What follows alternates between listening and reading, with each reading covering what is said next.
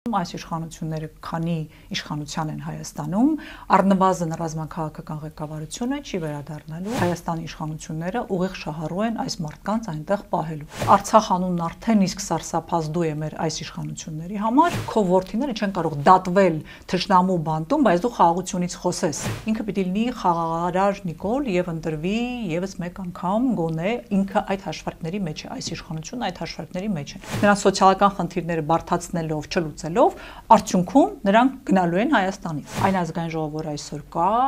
վաղուց իրեն սպառել է։ Նրանք երջանիկ են, որ այս հանդիմությունն է նախ, որ կարելի է միշտ ասել թալանչի, կոռուպցիոներ եւ այլ մարդասպան։ Միակ ճանապարհը, որ իրենք կարող էին անել, դա մանդատները վայր դնել, ճգնաժամ ստեղծել քաղաքական եւ նոր ընտրությունների գնալ։ Ժողովուրդ, երբ որ հավաքված էր, այդ ժամանակ պիտի անեն, եթե չեն արել, այսինքն դրա համար չեն հավաքվել, սպառակտված ընդդիմությունը դա այն է, ինչ ուզում է իշխանությունը։ Ընտրությունների միջոցով հաղթելու հնարավորություն կա։ Մի կարևոր հանգամանք կա միայն, մարդիկ պիտի գնան ընտրության։ Ժողովուրդ ջան, եթե Նիկոլը չէ, նա է, ում դուք ընտրելու եք։ Միֆ է, որ չկա այդ այլընտրանքը, կա այդ այլընտրանքը։ Ոչ միայն կա, այլ մենք ամեն օր ուղղակի Նիկոլի արկայությամբ կորցնում ենք դրա հնարավորությունը։ Բաքվում շարունակվում է Արցախի ռազմաքաղաքական ղեկավարության շինծու դատավարությունը։ Այն ընթանում է իշխանության տոտալ եւ քաղաքական դաշտի մեծ մասի անտարբերության ֆոնին։ Բարև ձեզ, Արկադի Գրիգորյանն եմ, կիզակետում այսօր ինչն է խանգարում պաշտոնական Երևանին գերիների եւ Արցախի բնակչության վերադարձի հարցը բերել բանակցային սեղան, որպես նաեւ հակազենք Ադրբեջանի ու Ալիևի անհիմն նախապայմաններին։ Ապրելու երկիր կուսակցության համահիմնադիր Մանե Թանդիլյան, բարի գալուստ կիզակետ։ Շնորհակալ եմ հրավերն ընդունելու համար Տիկին Թանդիլյանից։ Սկզբից սկսենք, այ 3 էր կարծեմ Ռուբեն Վարդանյանն իր ծննդյան օրը դիմավորեց Բաքվի բանտում։ Այո, Արցախի ռազմաքաղաքական ղեկավարության դատավարությունը ընդհանրապես շարունակվում է, հա, բոլորին է։ Այս փուլում օրինակ ինչպես կգնահատեիք Հայաստանի իշխանությունների ջանքերը նրանց վերադարձնելու ուղղությամբ, եթե այդպիսի կան իհարկե այդպիսի ջանքեր, եւ քաղաքական դաշտի վերաբերմունքն առհասարակ, կարծես թե շատ չի խոսվում այդ մասին վերջին շրջանի հայտարարություններից։ Ես միայն հիմնական դերակատարներ, թե ես միայն երրորդ նախագահին կհիշեմ, որ 2-3 օր առաջ ասաց, որ իր երազանքները երկուսն են, դրանցից մեկը իր ընկերների վերադարձը Բաքվից։ Այ ընդհանուր ինչպես գնահատեք այդ իրավիճակը եւ իշխանության եւ քաղաքական դաշտի։ Ինձ համար դա ոչ թե երազանք է, այլ նպատակաուղղված գործողությունների ծրագիր, անելիք եւ մտածմունք ամեն օր ընդ որում, որովհետեւ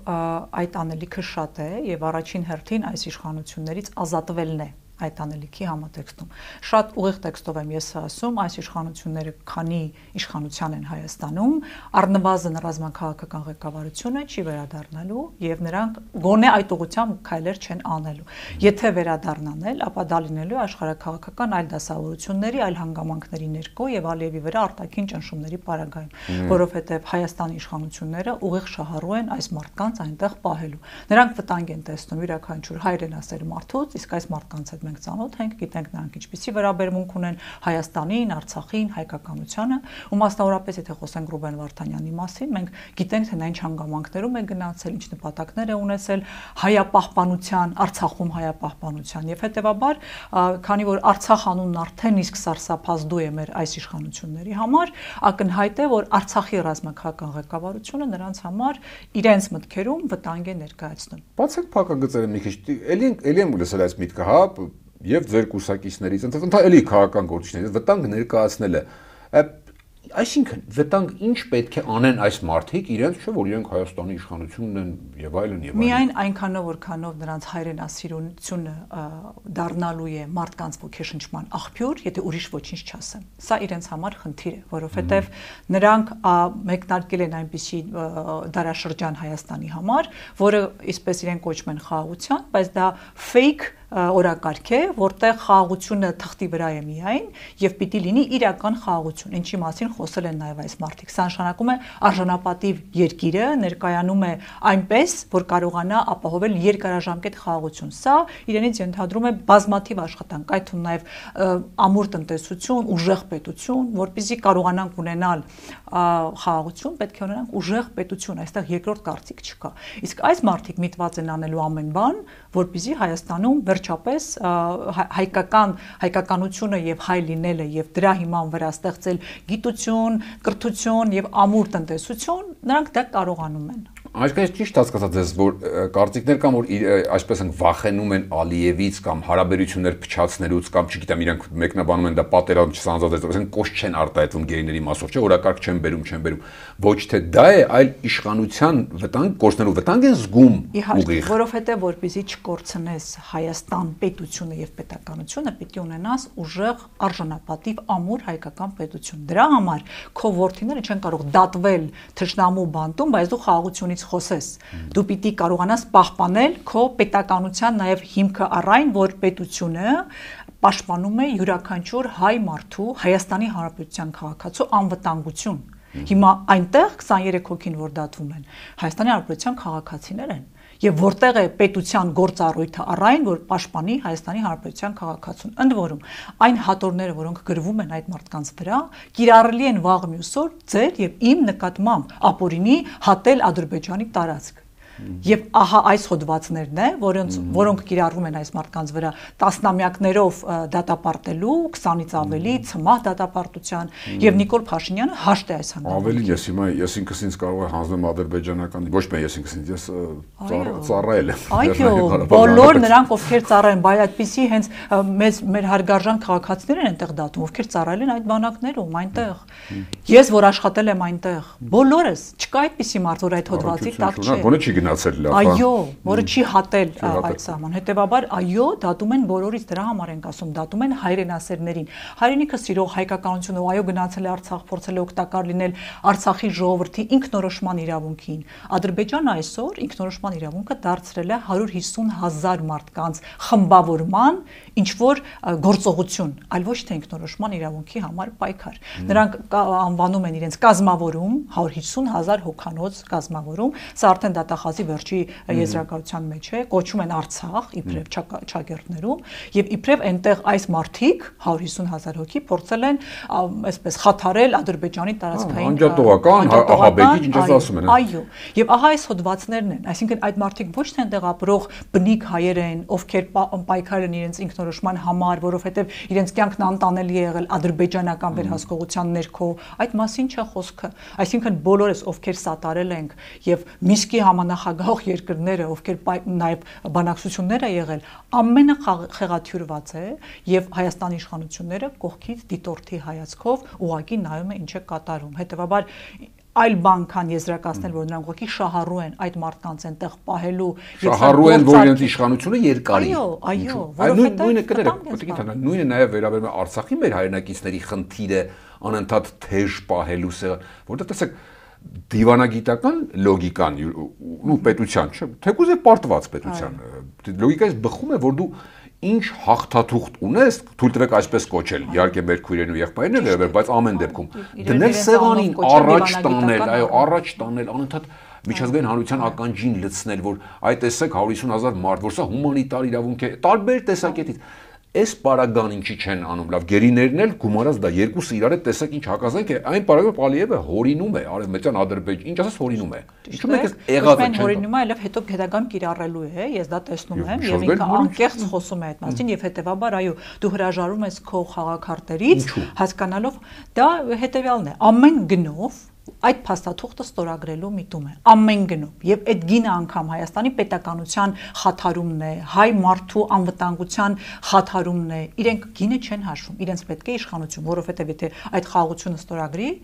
այդ փաստաթուղթը կներեք, դες անպայման շեշտում եմ փաստաթուղթը, որտեղ դա խաղաղություն չբերող փաստաթուղթ է, ինքը պիտի լինի խաղաղարար Նիկոլ եւ ընտրվի եւս մեկ անգամ գոնե ինքը այդ հաշվարկների մեջ է, այս իշխանությունը այդ հաշվարկների մեջ են։ Հանկարծ որևէ կրակոց չլինի եւ այդ փաստաթուղթը ստորագրի։ Եւ սա է իր միակ անելիքը աթոռը պահելու համար։ Նա մտածում է, որ այդ կեղծ թեզերով ժողովրդին կերակրելով եւ հիմա իրենց այս համահայաստանյան շրջայցը, որ կատարում են, փորձելով մարդկանց իբրև թե բացատրել ինչ է կատարվում, այնինչ սա քարոզ է եւ այդ թեզերը մարդկանց հրամցնելու պարզունակ միջոց եւ իրենք փորձում են արդեն իսկ քարոզարշավ են սկսել, փորձում են ներկայացնել իրենց որպես միակ խաղաղություն բերող, բայց կրկնում եմ, բազմաթիվ խաղաղության փաստաթղթեր են խախտվել, որովհետեւ դրանք բովանդակային խաղաղություն չեն ունեցել։ Եթե Ալիևը իսկապես ուզում է խաղաղություն անկեղծ է այդ հարցում, նա պիտի առաջին հերթին ազատի այնտեղ գտնվող հայ մարդուն, հայ գերիներին։ Շատերը նրանցից ձերբակալվել են նոյեմբերի 10-ի փաստաթղթից հետո։ Վիգեն Լյուդվիկը, այսինքն մարդիկ ովքեր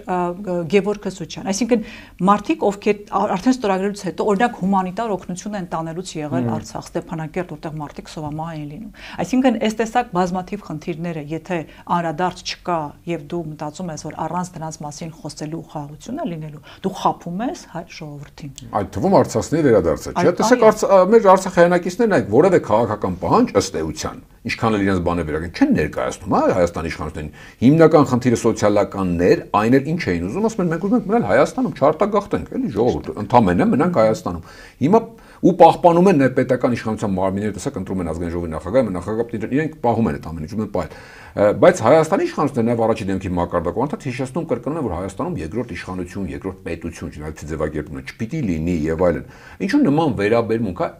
այդ մարդիկ ինչով են խանգարում մեր հայրենակիցները Հայաստանի իշխանությանը։ Հասկացանք գերիների, հատկապես ռազմաքաղաքական ղեկավարության պարագան, որ այ ուղիղ վտանգ են եւ այլն։ Արցախի հայությունը ի՞նչ տարբերություն։ Հայություն ինչով է խանգարում։ Քանի դեռ Արցախի հայությունը, այո, միասնական է եւ գտնվում է Հայաստանի տարածքում, իրենց աչքի առջև արկա է այս մարդկանց վերադարձի իրավունքը, որովհետև դա միջազգայինորեն ճանաչված իրավունք է, մարդիկ պիտի ապրեն այնտեղ, որտեղ իրենց հայրենիքն է, որտեղ ծնվեցին, իրենց բնական իրավունքն է, անքակտելի։ Հետևաբար նրանց արկայությունը Հայաստանում իրենց համար վտանգ է, որովհետև այս մարդիկ կարողանում են ավելի կազմակերպված լինել եւ պահի հնարավորության դեպքում կարող են այդ գործողությունները դարձնել միսուարյուն տալ, բայց սրանից ոչ միայն պիտի չվախենալ, սա պիտի հակառակը, ինչպես մենք խոսեցինք նախորդ մեր բանի խոսքացության ժամանակ, սա խաղաթուղթ է, որ Ադրբեջանը ստեղծում է արհեստականորեն 300,000 հայ արևմտյան Ադրբեջան, իսկ մենք սա փաստացի ունենք, մարդիկ ովքեր կան եւ այդ թեման իրենք դրա կրողն են եւ նրանք ուզում են այս մարդիկ այստեղ ուղակի չապրեն, ծրվեն աշխարհով մեկ, որպեսզի այդ թեման իսպառ փակվի, որովհետեւ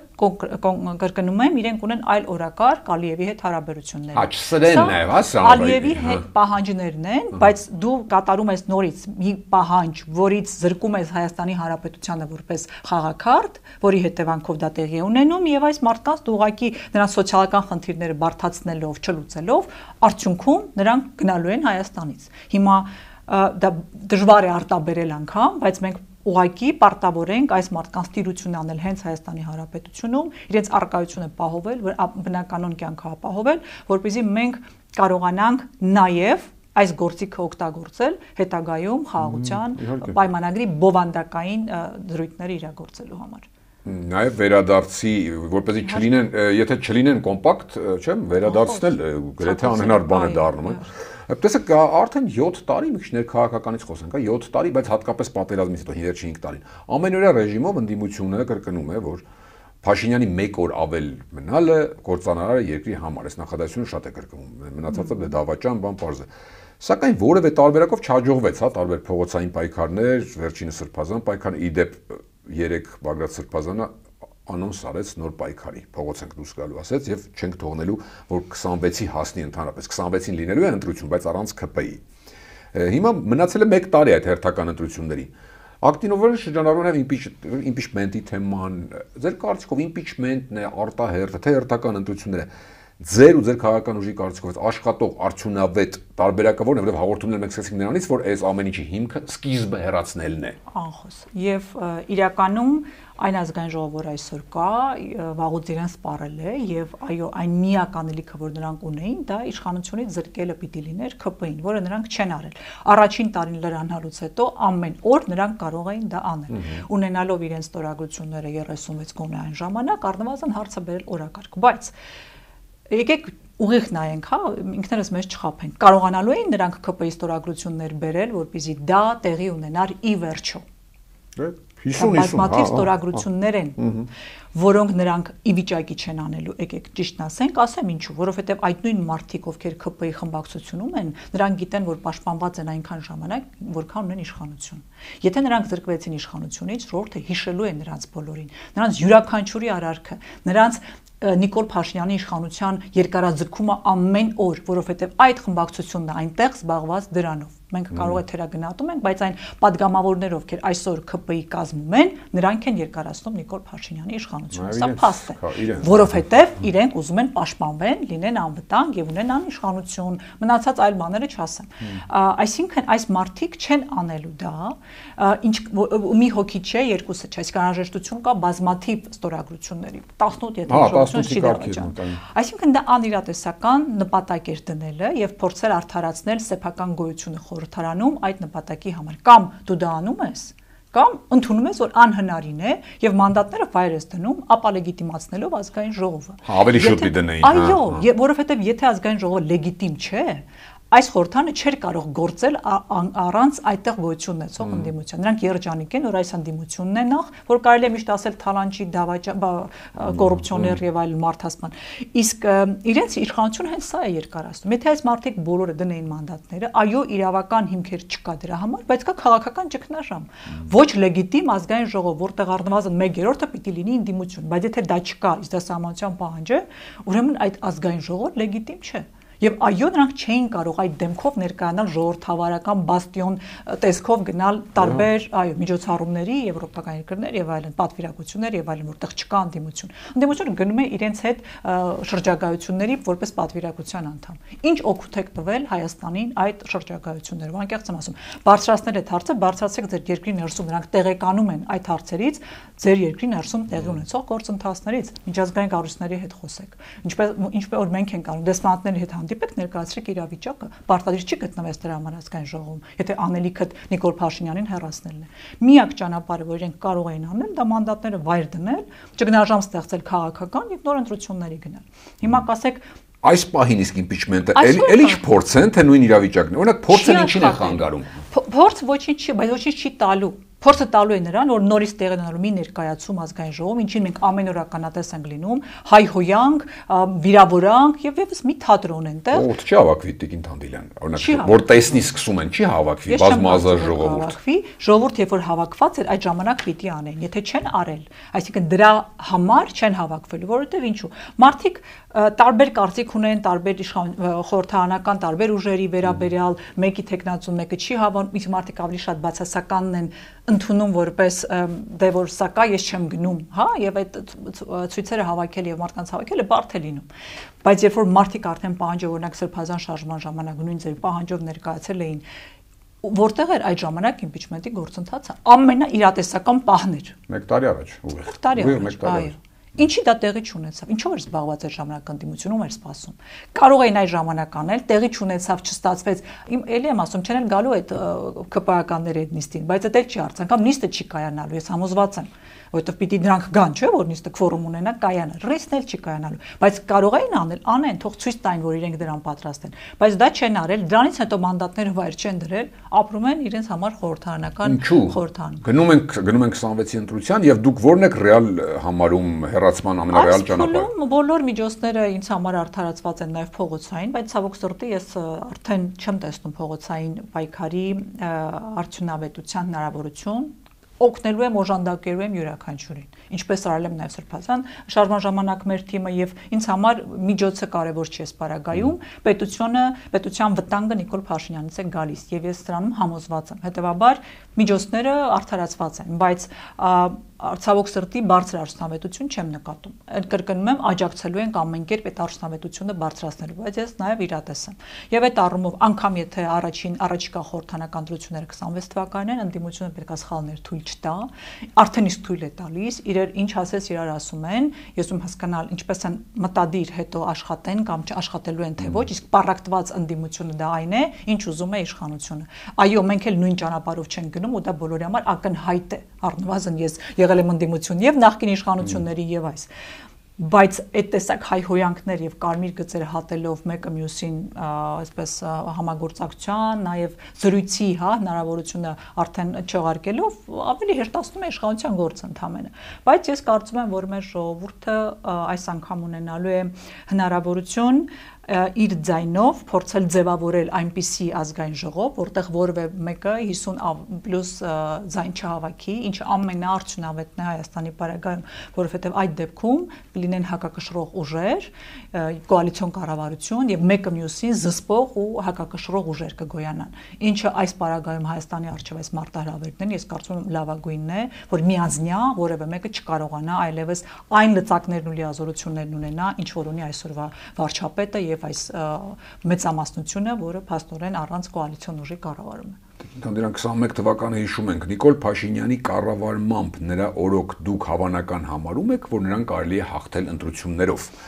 Հեռացնել իշխանությունից կամ ստանալ ձեր ասած են, որ 50+1 չունենա որևէ կերպ ընտրություններով իր իշխանության օրոք։ Գիտեք, դա շատ բարձրացված հարց է եւ այդ թերահավատությունը լիարժեքորեն ընկալելի է եւ ես կիսում եմ, բայց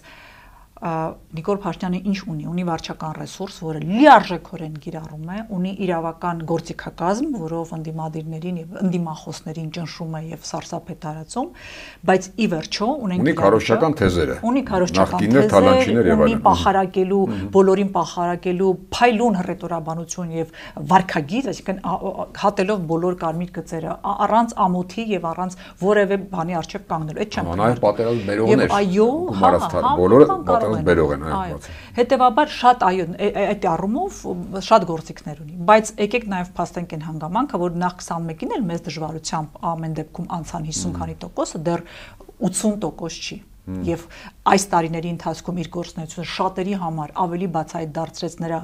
ստախոսությունը, ինչպես նաև իր ծրագիրը, որը հռչակել էր, չանելը, այսինքն դու անընդհատ մարդկանց խաբել ես։ Դու խաբել ես, որ Արցախ Հայաստանը եւ վերջ ասես դա պատերազմից առաջ էր, ընդունեցին մարդիկ հասկացան, բայց պատերազմից հետո երբ որ քո ծրագրում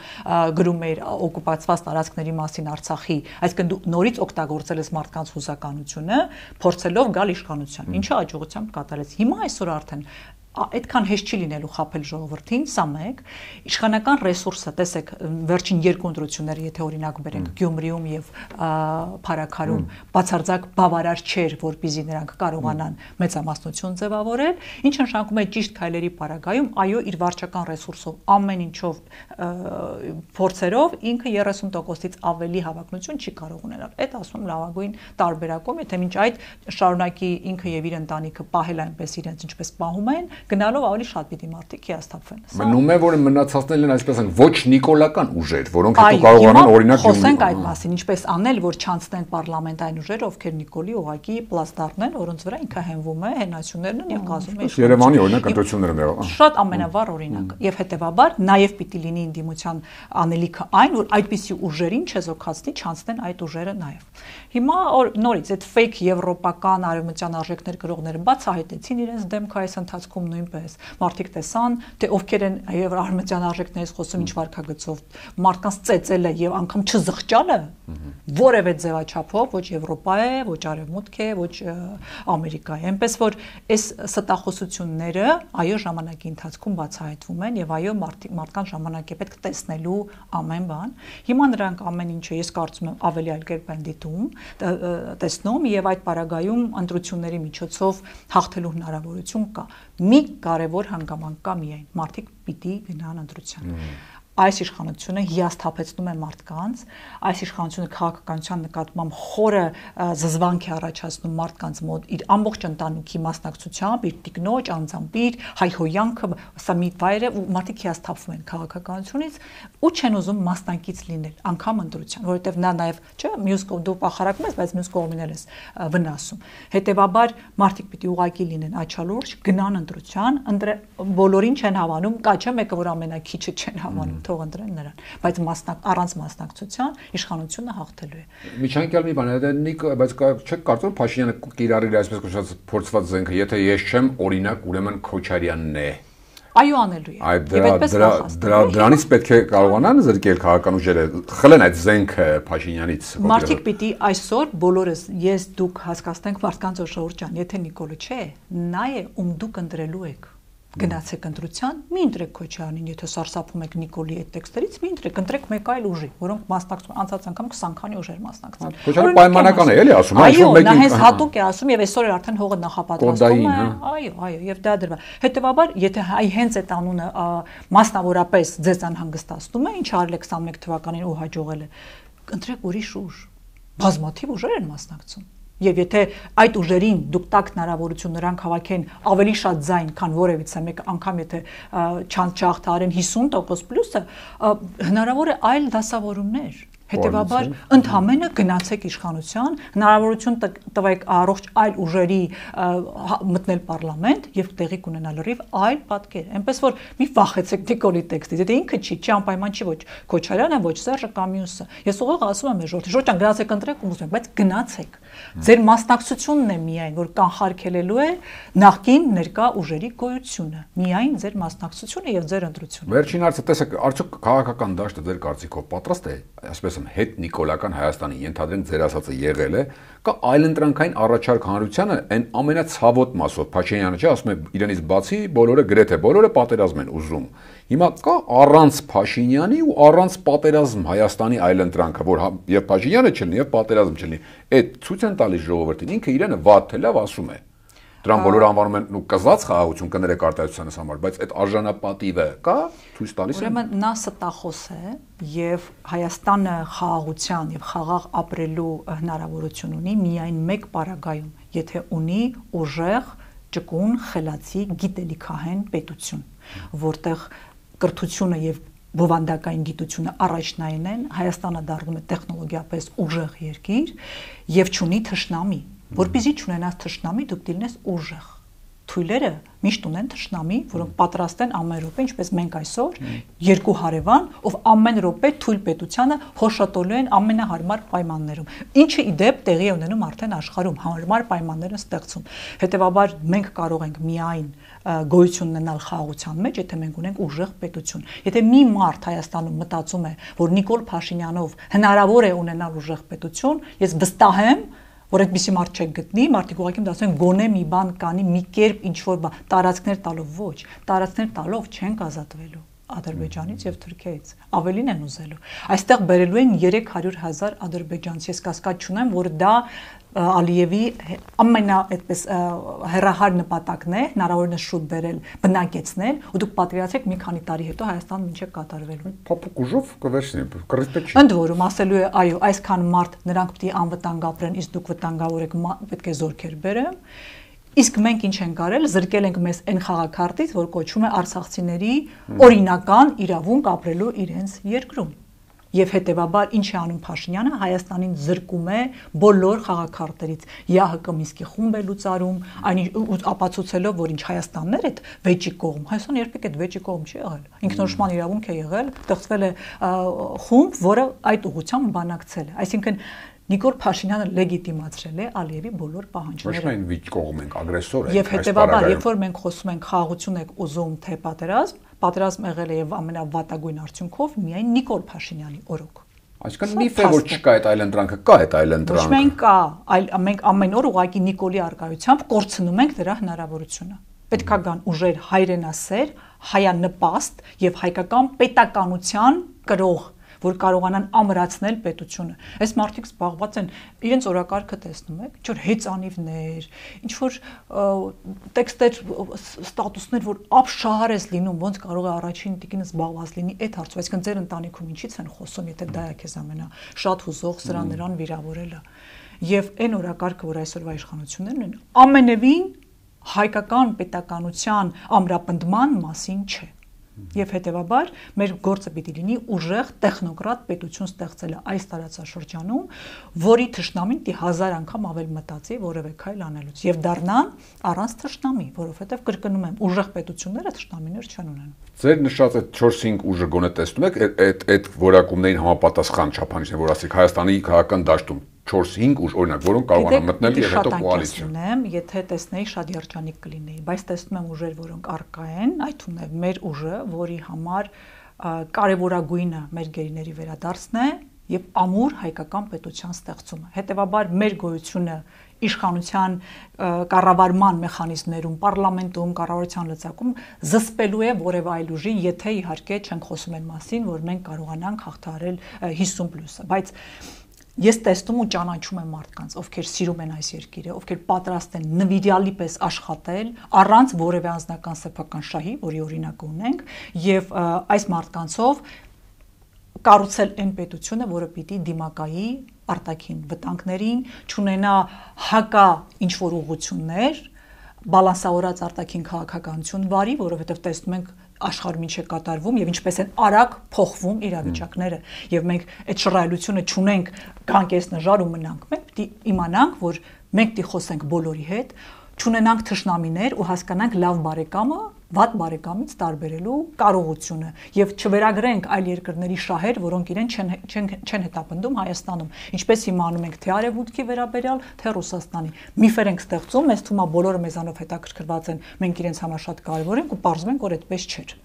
Ու անընդհատ նույն Եվրոպայի մասով մեկը տեսնում ենք ֆոն դեր Լեյնը պայմանագրեր կնքրում Ալիևի հետ։ Գոհեք, իհարկե պիտի անի։ Բայց պիտի հասկանանք, որ նրանք էլ այդտեղ շահում են։ Ռուսաստանը զենք է ծախել, իհարկե։ Այդ շահերը, եթե մենք ստենք անդադ բոլորին մեղադրել բացի մեզանից ընկալու, թե ինչու են նրանք դա անում, մենք տեղ չենք հասնելու։ Դրա համար մենք պիտի բարոյապես, հոգեպես ամուր լինենք, իմանանք, որ մեր հույսը մենք ենք եւ մեր խելացի դիվանագիտությունը մեր շրջապատող աշխարհի հետ։ Շատ շնորհակալ եմ հետաքրքրության համար։ Հիշեցնեմ այսօր Կիզակետում ապրելու երկիր կուսակցության համայնադիր Մանեթ Անդիլյանն էր, Կիզակետի թողարկումներն ու շատ էլ տեսանյութեր դիտելու համար առաջարկում եմ բաժանորդագրվել մեր YouTube-յան ալիքին։ Կհանդիպենք։